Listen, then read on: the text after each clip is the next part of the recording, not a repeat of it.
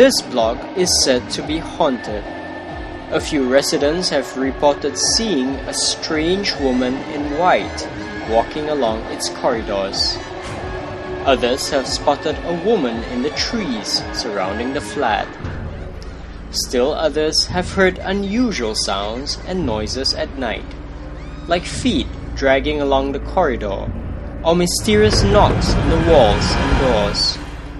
We tried to speak to the residents there, but only one family agreed to be interviewed. This family had lived at the block for 3 years, but after several mysterious encounters, they recently moved to another block far away from this one. We spoke to them in their new home. Usually we sleep outside kat luar, in the living room. So basically we sleep selalu I menghadap depan tingkap. So few time macam berkali-kali I selalu dengar macam from outside to knock inside the tembok tu. But I was so curious that after that, because I mengandung, so I selalu terpanjat. So I was curious. I kejut my husband. My husband say nothing. So far my husband put camera outside, kita tak nampak, nothing happen. Sometimes I pun tengok pukul 1, 2 pagi, nothing happen lah, tak ada apa-apa camera. Cuma kita nak bilang maybe the haunted house tu kita tak tahu siapa. Maybe should be my neighbour, should be ada spirit yang pass by. We also don't know anything. Pada waktu malam saya selalu tidur diganggu dengan orang yang berjalan lah, sirit-sirit. Bila saya buka tingkap, saya tak nampak benda apa-apa. Tapi bila saya tutup tingkap tu, saya dengar orang esel-esel jalan macam dengan slipper. Dengan bulu roma saya pun kembang lah. Saya fikir apa, saya keluar membisik dengan anak saya. Habis anak saya cakap memanglah situ memang tempat dia keras sikit.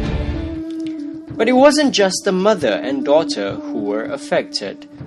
According to the mother, her grandchildren also displayed unusual behaviour. Selepas saya dengar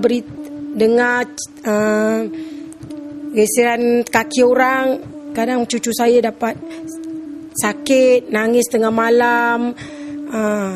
Selepas jam 2-3 pagi, dia nanti stop sendiri lah. Saya kasih renjiskan air ke, cucikan dia punya muka.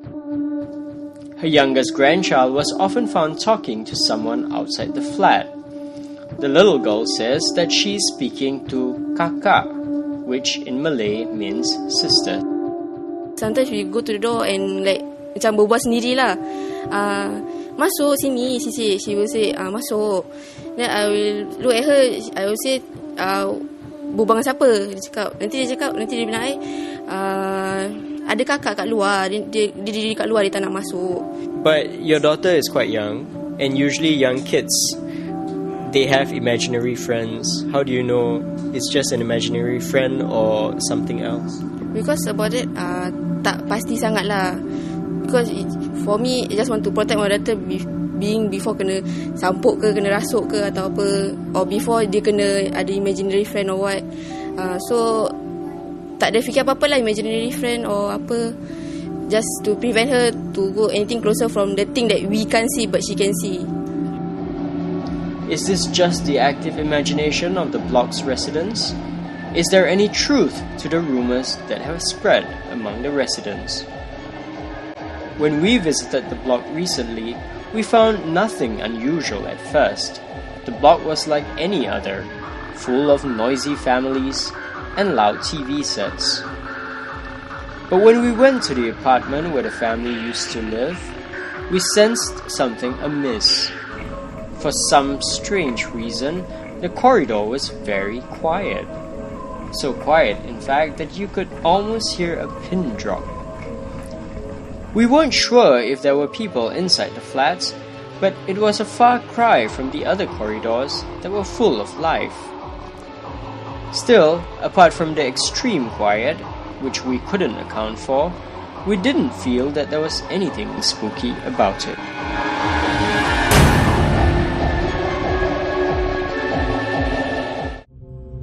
Win tickets to the new Singapore-made supernatural thriller Blood Ties, starring Chen Pei Pei and Kenneth Sung. Tell us about a supernatural encounter you might have had via email to razortv@sph.com.sg, and you could win tickets to the exclusive midnight screening of Blood Ties on the 4th of September at Golden Village Plaza.